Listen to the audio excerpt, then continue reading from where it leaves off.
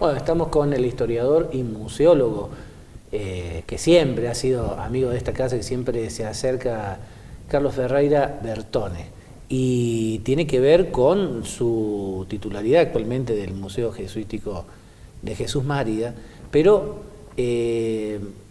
antes de la pausa le comentaba que me impresionaba mucho la exhibición que tienen de tantos elementos construidos, realizados a mano, manualmente en su momento, por distintas personas de hace 200, 300 años, que están actualmente en exhibición en vitrinas.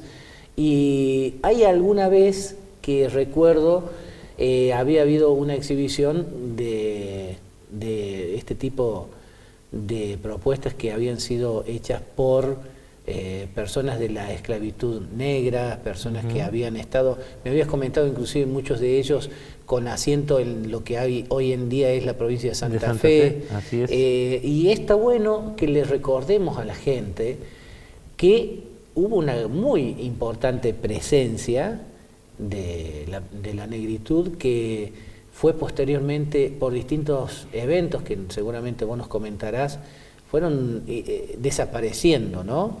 Actualmente quedará algún rastro de alguna descendencia, pero realmente era muy, muy importante en relación a la población de personas blancas. Claro, por ejemplo, el censo de Córdoba de 1840 da que el 44% de la población de Córdoba en 1840 era negra o mulata.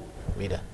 44%. Es importante. 46% en La Rioja, 53% en Santiago del Estero, en censos de la misma época.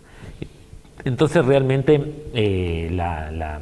¿Y estas personas habían, digamos, sido descendientes de otras que...? Sí, descendientes de esclavos, sí. De esclavos. De esclavos.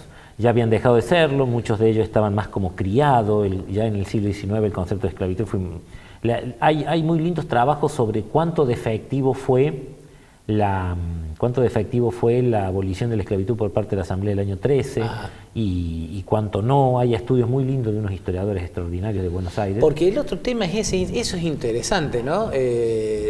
Muchas veces yo quiero rescatar de que, digamos, en 1813 hubo una proclama antiesclavista, ¿no? En la Asamblea precisamente del año 13, que no deja de ser importante, no deja de ser muy interesante, pero evidentemente eso no alcanzó para lo que después pasó también, ¿no? No alcanzó, pero sí demostró que había una élite preocupada por eso y que ya no estaba confortable con tener esclavos.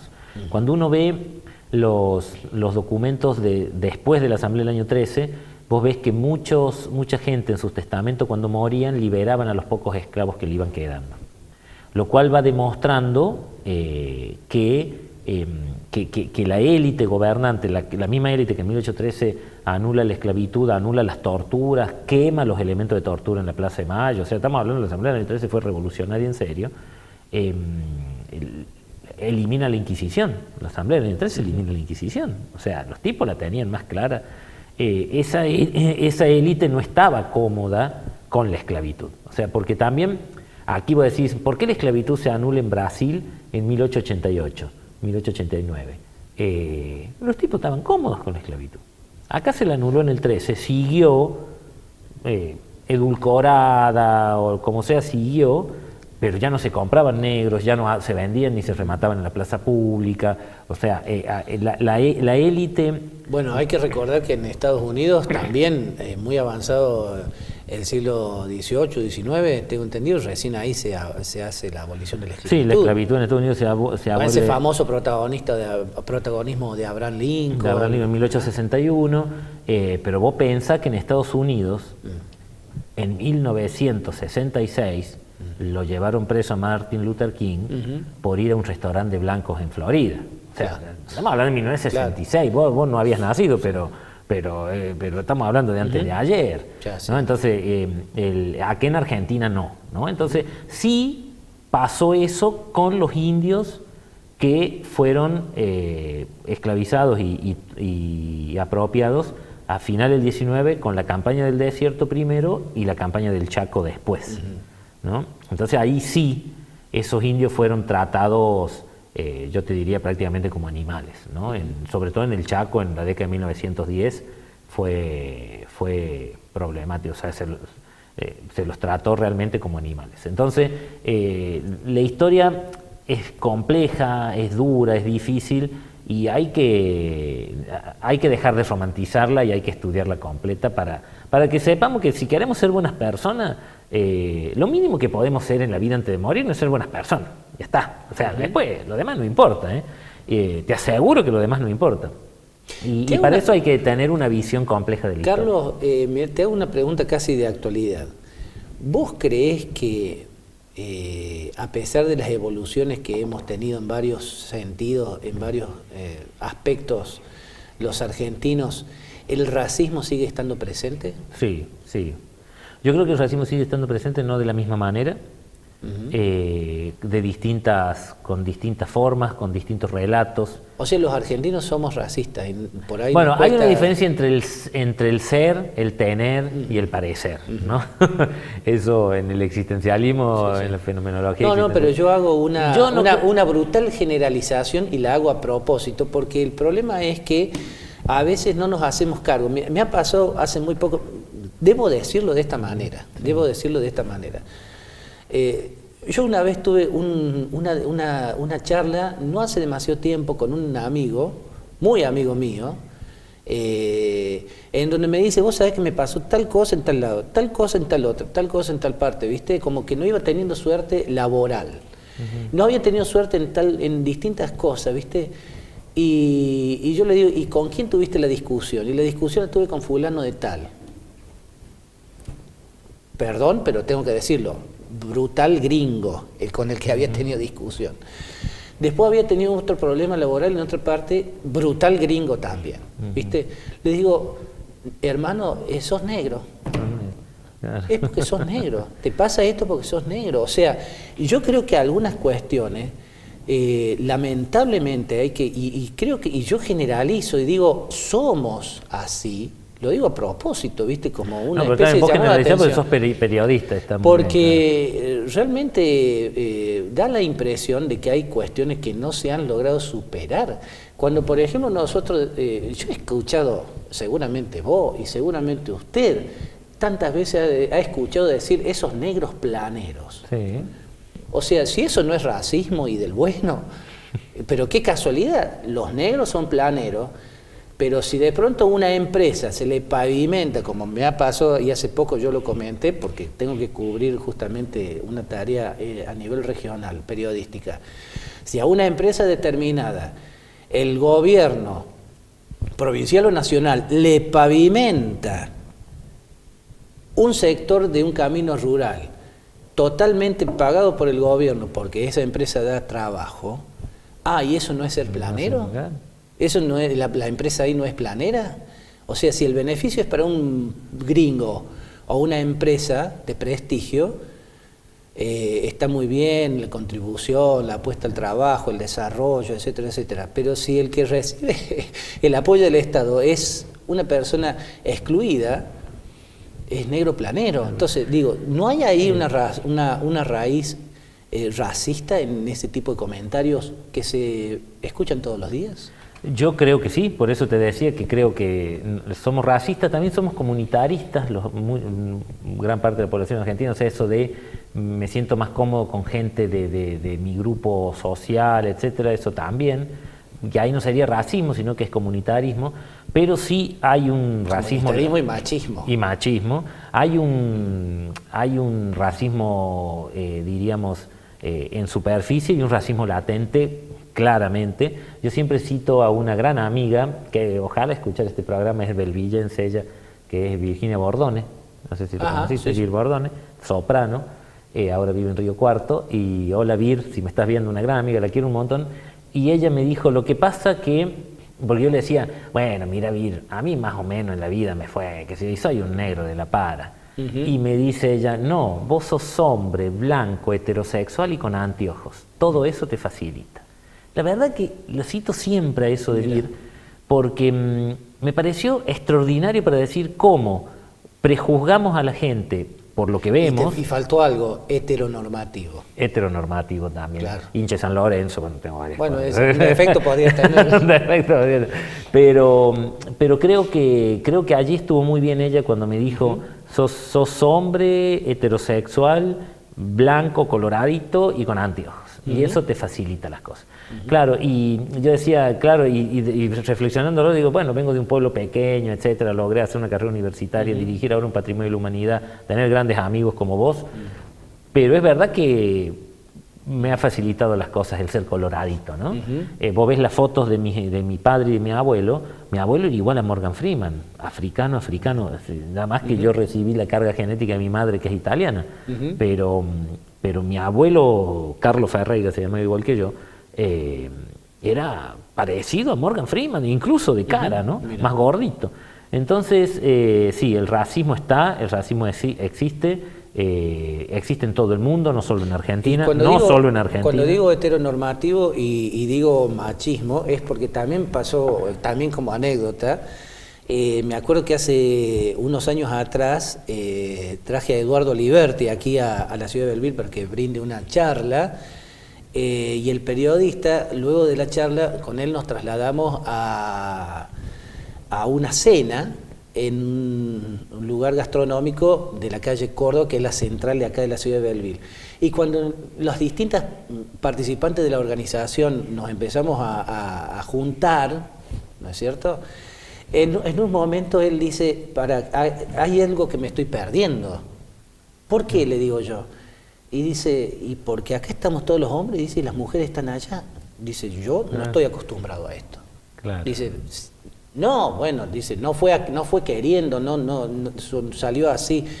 Dice, no, bueno, pero yo no estoy acostumbrado, o sea, de donde yo vengo está la mujer al lado del hombre, el hombre al lado de su pareja, ese hombre mujer, es decir, eso de que los hombres con los hombres y las nenas con las nenas no existe en una mentalidad abierta y progresista e inteligente, diría yo, ¿no? Porque cuántas cosas se pueden aprender desde el punto de vista de las distintas visiones que tienen los géneros, ¿no? Pero... Sí, por eso te digo, respondiendo a tu pregunta, a mí me parece que ese racismo sigue estando, se manifiesta de distintas maneras, ya no a lo mejor de una manera tan... sí se manifiesta en el lenguaje, muchas veces con significantes vacíos también, porque lo de negro de esto es también un significante vacío, pero se lo carga con mucha significación cuando te dicen, es un gringo, pero que hace las cosas como negro. Y vos decís, o sea, claro. Pero eso se lo escucha regularmente. Claro. Por eso creo que es un problema, no de Argentina, creo que es un problema de muchísimos países del mundo.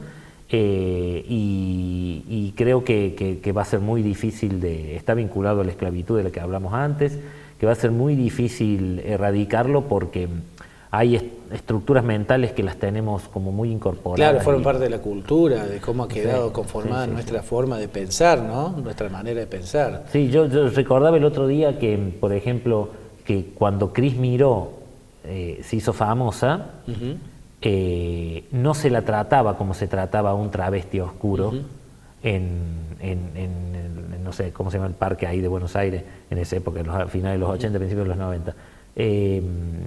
No se la trataba igual.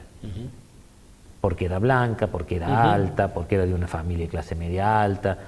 Así que es jodido, porque eso...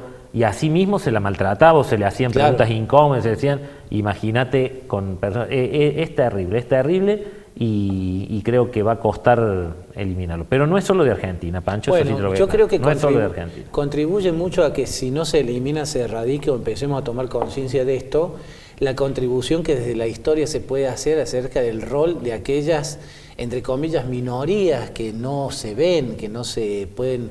Por ejemplo, cuando ustedes tienen una exhibición en el Museo Jesuítico de las manualidades de los afro, y cuando se toma conciencia de la presencia histórica que tuvo, por ejemplo, los grupos de la negritud en las luchas por la independencia argentina, que no fue menor, ¿no? Es decir, y que después tuvieron protagonismo en tantas otras etapas de la historia argentina. Un montón de etapas. Y eso creo que... A ver, en el tango En el tango, que hoy es patrimonio inmaterial de la humanidad, ¿no? Desde hace 15 años, es imposible. La palabra tango es africana, la palabra tango es africana, la palabra milonga es africana.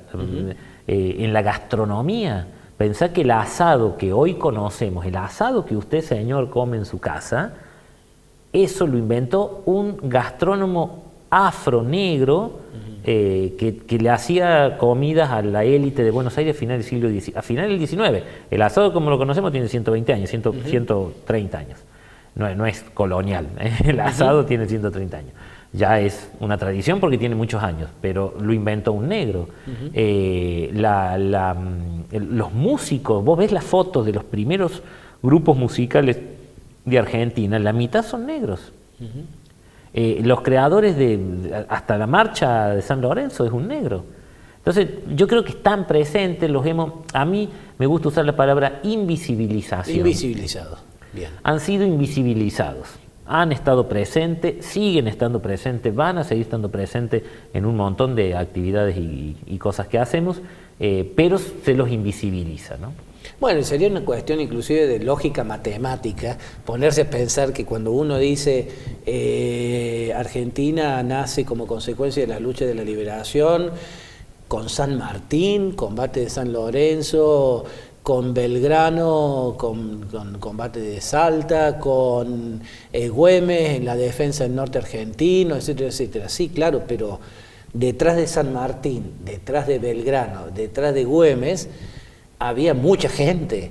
Entonces uno habla muy livianamente de decir los grandes libertadores, con todo que eran unos genios obviamente, pero detrás de ellos había ejércitos de personas, algunas de las cuales por primera vez en su vida agarraban un arma o aprendían a usarla, y sin embargo esa gente ha sido invisibilizada por la historia. O sea, no sabemos quiénes eran, por qué estaban ahí, cómo se les ocurrió. ¿Cómo puede ser que un tipo que era abogado, que no tenía en una de esas ideas de cómo se armaba un ejército, pudo convencer a todo un pueblo de huir de Jujuy? Por ejemplo, ¿no? Lo que hizo Belgrano con el éxodo jujeño. Bueno, ¿por qué toda esa gente, todos los protagonistas del éxodo jujeño, interpreto yo, querido historiador, no es Belgrano? No, es el protagonismo. De hecho, Belgrano tiene varias cartas. Tiene el bando donde organiza el éxodo. En ese bando, Belgrano, primero que dice que serán pasados por las armas quienes le dejen comodidades a los españoles, quienes no se vayan inmediatamente hasta tal fecha. Y hay una carta posterior a ese bando donde dice que son los ricos el problema. El problema son los ricos. El problema no son los pobres, los campesinos, que todos me siguen, dice una carta muy linda, no me acuerdo a quién se la manda. Y ahí demuestra claramente que... Claro, que los ricos es lo que les dolía más perder sus pertenencias. Y los ricos, a ver cómo fue con las invasiones inglesas y cómo fue en tantos lados, o sea, iban a rendirle pleitesía al realista o al británico, ¿no? Claro. Pero bueno, creo que en la historia argentina hay mucho para seguir hablando, voy a seguir viniendo, Pancho. Por supuesto, y siempre va a estar invitado. Si vos me lo aceptás y simplemente decir dos cositas que quiero cerrar, porque hemos hablado mucho y cosas re interesantes, pero decirle a la gente de aquí de la zona que visiten la estancia jesuítica de Jesús María, que es grande, que es muy linda, que tiene que es gratis ir, que es gratis, entrar, que es de martes a domingo, inclusive feriados, de martes a domingo de 10 a 18, o sea, es muy fácil el horario, de martes a domingo de 10 a 18, la entrada libre y gratuita, y tienen de todo para visitar ahí, pasar un momento agradable en el parque tomando mate, después visitar el museo hermoso. Y lo segundo, decirle a mis amigos historiadores y colegas de toda la zona que el 25, 26 y 27 de octubre en Capilla del Monte se va a llevar a cabo el 11º Congreso Provincial de Caminaría Histórica, y esta zona que ha tenido mucha participación en estos congresos, esperamos que también sigan asistiendo, y esperamos alguna vez hacer un congreso acá en Belville. Ojalá se pueda, ojalá que sí. Existe mucha gente que le gusta la historia, que ha indagado, que tiene mucho interés, por lo menos aquí en Belville hay un centro de estudios históricos también. Así que han participado en el Congreso, que han participado varias veces en el Congreso. Sí. Así que bueno, te agradezco mucho la visita con esta gélida jornada de hoy, en medio de tanto frío, pero digamos, tenemos el pleno agradecimiento de este esfuerzo de venir y además comunicarnos con toda la gente del sudeste de la provincia de Córdoba y, como siempre decimos, a través de las redes con todo el mundo estamos conectados para poder seguir hablando, ¿no? Y reconstruyendo nuestra historia, la historia que sirve tanto para saber por qué somos como somos, ¿no? Claro que y sí. a ver si podemos mejorar en algunas cosas. Ojalá. Seguramente se puede dar. Seguro, ojalá que se puede dar. Y qué lindo que, bueno, el tema de la estancia jesuítica, quizá el tema que más me ha interesado era que hacían mucho vino. Hacían harina también. También hacían harina, también hacían harina y hacían frutos y muchas cosas dulces. No, pero lo del vino en la estancia jesuítica de Jesús María da para otro programa, en serio, otra vez que venga a visitarte, porque es tan interesante cómo lo producían, lo que producían, cuánto hacían. Interesantísimo. Porque el vino, y hay que decírselo a la gente y con esto termino, era un alimento. Ah, mira. No nos olvidemos que el vino era un alimento, era parte de la alimentación. Nosotros lo consideramos algo recreativo, pero el vino en aquella época era parte de la alimentación. Mira vos, qué bien, alimentarse con vino. ¿Sabe qué? ¿Sabes qué? Qué felicidad. Noche fardiente. Bueno, vamos a encontrarnos entonces el próximo miércoles y seguramente con otras historias para seguir comentando mucho de lo que sucede en nuestro sudeste. Y muchas gracias, Carlos, nuevamente, ¿eh? Con ustedes el próximo miércoles.